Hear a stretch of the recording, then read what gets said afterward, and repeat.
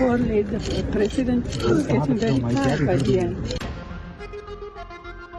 No, before the president was getting very tired by the end.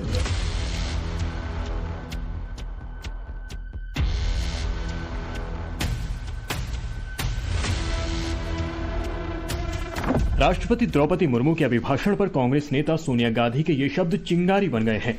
No, before the president was getting very tired by the end. Congress का शाही परिवार उनके अपमान पर उतर आया है। सोनिया से रिपोर्टर पूछ रहे थे कि राष्ट्रपति के अभिभाषण पर उनकी प्रतिक्रिया क्या है। Before the president was getting very tired by the end. संसद में राष्ट्रपति का अभिभाषण सरकार के कामकाज का लेखा जोखा होता है, इसलिए राष्ट्रपति के अभिभाषण पर विपक्ष की आलोचना कोई हैरत की बात नहीं। लेकिन सोनिया गांधी के शब्द कुछ ऐसे थे कि उन्हें सीधे प्रधानमंत्री मोदी ने आदिवासी राष्ट्रपति के अपमान से जोड़ दिया है। आज हमारे सम्मानीय राष्ट्रपति द्रौपदी मुर्मू जी ने संसद को संबोधित किया।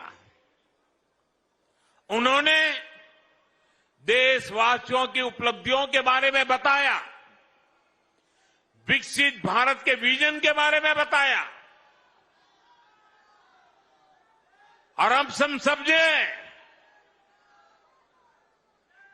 द्रौपदी मुर्मू जी उड़ीसा के जंगलों में आदिवासी परिवार से निकल करके यहां पहुंची है। उनकी मातृभाषा हिंदी नहीं है, वो उड़िया भाषा में पली बड़ी है। मातृभाषा न होने के बावजूद भी उन्होंने बेहतरीन तरीके से आज संसद को प्रेरित किया, भाषण दिया। लेकिन कांग्रेस का शाही परिवार उनके अपमान पर उतर आया है। शाही परिवार के एक सदस्य ने कहा कि आदिवासी बेटी ने बोरिंग भाषण दिया। दूसरी सदस्य तो इससे भी एक कदम आगे बढ़ गई। उन्होंने राष्ट्रपति जी को पुअर थिंग कहा, गरीब कहा और चीज कहा, थकी हुई कहा। राष्ट्रपति के अभिभाषण पर जब सोनिया गांधी के ये शब्द निकले, उस समय वहां सोनिया गांधी के साथ राहुल गांधी और प्रियंका गांधी भी मौजूद थे। रिपोर्टर्स के सवालों के बीच खुद राहुल गांधी ने सोनिया गांधी से कहा, राष्ट्रपति के अभिभाषण पर आपको कुछ बोलना है, कैसा लगा? Boring. No comment. No, before the president was getting very tired by the end. Repeating the same thing again No, and she again. could hardly speak for him. अब सवाल यह है कि राष्ट्रपति के अभिभाषण पर सोनिया गांधी के शब्द अनायास ही निकले या फिर सोनिया के इन शब्दों के पीछे कोई रणनीति थी। सोनिया के शब्द उनके मन के सहज भाव थे या सोनिया गांधी का बयान स्क्रिप्टेड था? President to make a political speech, पक्का political speech. Nothing is new. Everything is only lies, complete jumlas. Nothing else. विपक्ष को अधिकार है कि वो राष्ट्रपति के अभिभाषण को मुद्दा बनाकर सरकार पर हमलावर हो जाए। एक और प्रयागराज महाकुंभ में भगदड़ हुई है, दूसरी ओर जीडीपी और डॉलर के मुकाबले कमजोर होते रुपए जैसे अर्थव्यवस्था के आंकड़ों को लेकर विपक्ष के पास सरकार पर हमला बोलने का सुनहरा मौका है। लेकिन सरकार को कटघरे में खड़ा करने के लिए राष्ट्रपति द्रौपदी मुर्मू के लिए इस्तेमाल हुए सोनिया गांधी के शब्दों को एनडीए ने पकड़ लिया। केंद्रीय मंत्री और बीजेपी अध्यक्ष जेपी नड्डा ने सोशल मीडिया पोस्ट में कहा, राष्ट्रपति के लिए जानबूझकर इस्तेमाल हुए ऐसे शब्द कांग्रेस की गरीबी विरोधी और आदिवासी विरोधी मानसिकता को उजागर करती है। सोनिया गांधी द्वारा आदिवासी राष्ट्रपति का अपमान एनडीए ने एजेंडा बना दिया। प्रॉब्लम है उनको सरकार के काम कहां से अच्छे लगेंगे जब पूरी दुनिया तारीफ कर रही हो, तो उनको कहां से बुरा लगे अच्छा लगेगा। तो जाकी रही भावना जैसी प्रभु मूरत देखी 300। मुझे लगता है महामहिम राष्ट्रपति के लिए सोनिया गांधी जैसे बड़ी नेता इस प्रकार के शब्दों का प्रयोग करिए बिल्कुल अनुचित है।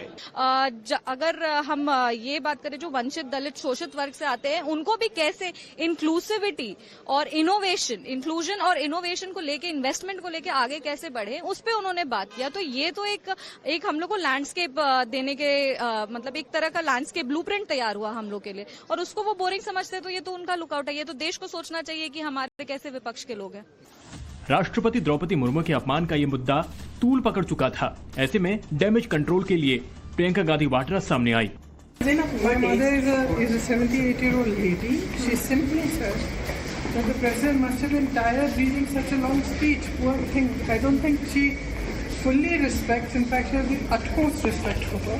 And I think it's very unfortunate that this kind of thing is twisted by the media. They are both respected people. They are older than us. They are a certain age now, and it's pretty clear that she means no disrespect.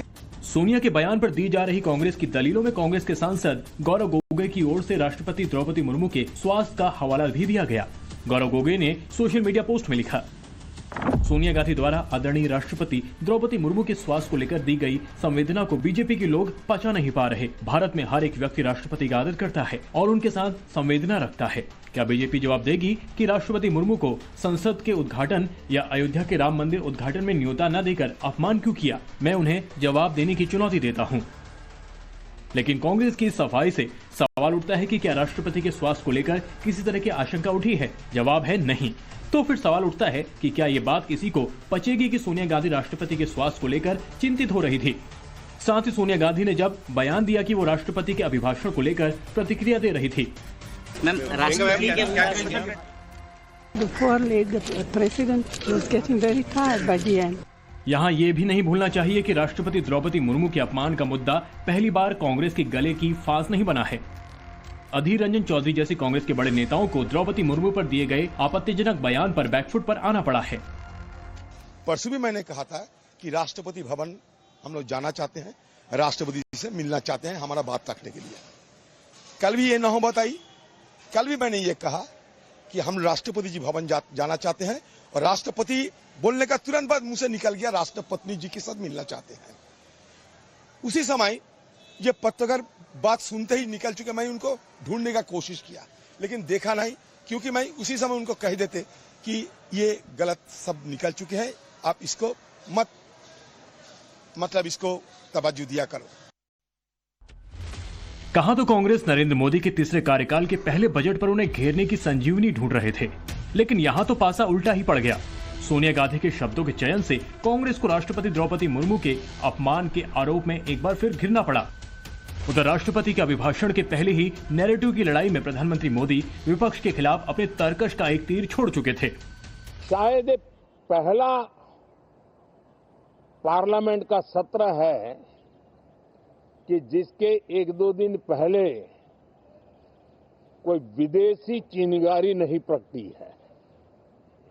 विदेश में से आग लगाने की कोशिश रही हुई है।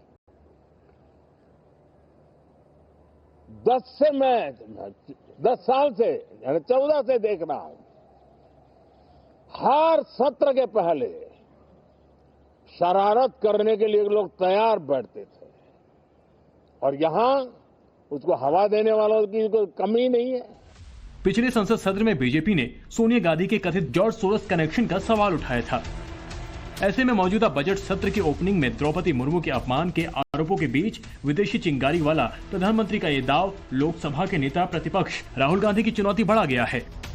यहाँ ये भी दिलचस्प है कि राष्ट्रपति के अभिभाषण को लेकर सरकार पर हमलावर तो बाकी विपक्ष भी है, लेकिन अभिभाषण पर उनकी आलोचना के शब्द ऐसे नहीं कि बीजेपी को कोई बड़ा मौका हाथ लग सके।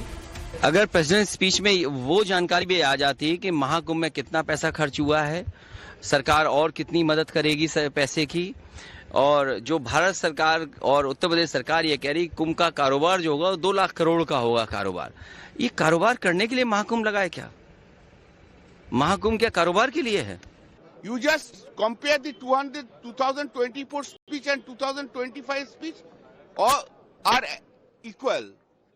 Narendra Modi has not developed in a 1 year. That has been proved. There is no progress at all. I am really frustrated with this speech.